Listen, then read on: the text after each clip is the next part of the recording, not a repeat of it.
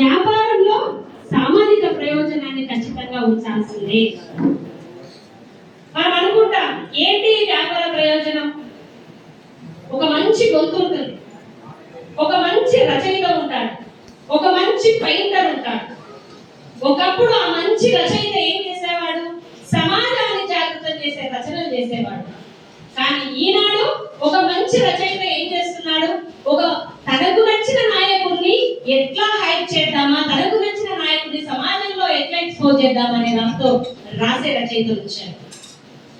ఒక రచయిత ఒక పాట రాస్తే ఆ సమాజంలో ఒక సామాజిక రుగ్మతలో, సమాజంలో ఉన్న అసమానతలో రూపుమాపడానికి కావాల్సిన పరిస్థితులను తీసుకొచ్చేవాళ్ళు పాటల్లో. కానీ నేను అది భూతైనా ఇవ్వచ్చు, ఏదైనా నలుగురు కలిసి ఎంత కలిగేదైతేనే పాట అనే పరిస్థితుల్లోకి ఈరోజు మారిపోయింది. పాట యొక్క ప్రయోజనం నాకు తెలిసి జయరాజన్ ఇక్కడే ఉన్నాడు. జయరాజన్ పాట నేను ఒకటి మా కాలేజీలో పాడాను.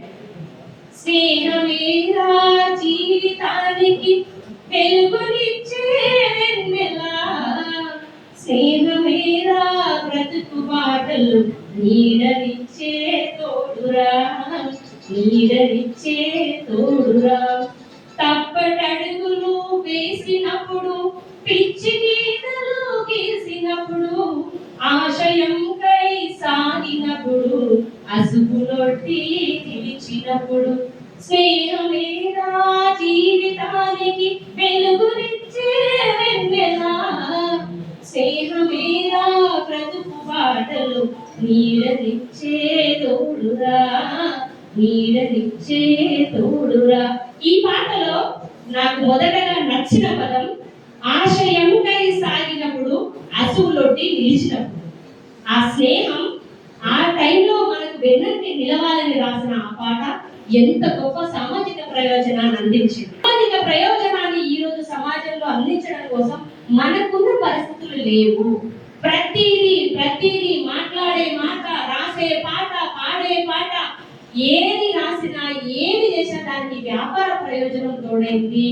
దానికి కారణం మొత్తం సమాజం అంతా కూడా ఒక సామ్రాజ్యవాద కల్చర్ అనొచ్చు, లేదా వ్యాపార కల్చర్ అనొచ్చు, ఈ ప్రపంచంలో మొత్తం ముందుకు వచ్చింది. ఆ వ్యాపార ప్రయోజనం ముందుకు వస్తున్న పరిస్థితుల్లో నాగన్న లాంటి కళాకారులు ఏదైతే ఈ సమాజ ప్రయోజనాన్ని కోరుకుంటున్నారో ఆ సమాజ ప్రయోజనం ముందుకు వచ్చే పరిస్థితులు లేకుండా ఉంటున్నాయి. ఆ పరిస్థితులను మళ్ళీ మనం పునరుద్ధరించాలి అంటే, ఇలాంటి కళలు ఇంకా సమాజంలో ముందుకు రావాలి అని అంటే, ఆ త్యాగాలు కలిగిన తరాన్ని మనం ముందుకు తీసుకురావాలి అంటే ఇంకా చాలా కష్టపడి ప్రజల్లోకి వెళ్ళి పనిచేయాల్సిన అవసరం ఉంది. ఒక స్పీకర్ చేయలేని పనులు ఒక పాటలో ఒక చరణం మాత్రమే చేస్తుంది. ఒక 1000 మందిని కదిలించాలంటే పాటకు చాలా తొందరగా 1000 మందిని కదిలించే గుణం ఉంటుంది. కానీ ఒక స్పీకర్ ఒక 10 మందిని ఇన్స్పైర్ చేస్తే ఒక పాట 1000 మందిని ఇన్స్పైర్ చేసే అవకాశం ఉంటుంది.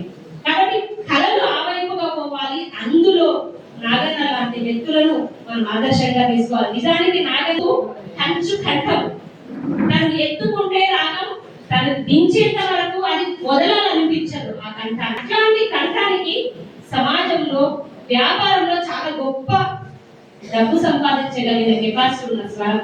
కానీ తాను ఏనాడు అటువైపు వెళ్ళలేదు, ఆ ఆలోచనలు చేయలేదు. ప్రతి దాంట్లో కూడా సామాజిక ప్రయోజనాన్ని ఆశించాడు. కానీ చివరి నిమిషంలో తన ఆరోగ్యం పాడైనప్పుడు చాలా ఇబ్బందులు పడిన పరిస్థితి ఉంది. అట్లాంటి పరిస్థితి రాకుండా ఉండాలి అని అంటే ఈ సమాజంలో మంచిని కోరుకునే వాళ్ళందరూ, సమాజంలో అందరూ సమానంగా బతకాలని కోరుకునే వాళ్ళందరూ కూడా నాగన్నను ఆదర్శంగా తీసుకొని, నాగన్న లాంటి కానూరి గారిని కావచ్చు, రామారావు లాంటి వారిని కావచ్చు ఆదర్శంగా తీసుకొని సమాజానికి ఉపయోగపడే రచనలు చేస్తూ, సమాజానికి ఉపయోగపడే కళలను ముందు తీసుకెళ్లే వైపుగా మన ఆలోచనలు ఉండాలి, అటువైపుగా మన దృష్టి ఉండాలని చెప్పి కోరుకుంటూ ఈ అవకాశం ఇచ్చిన ధన్యవాదాలు తెలియజేస్తాను.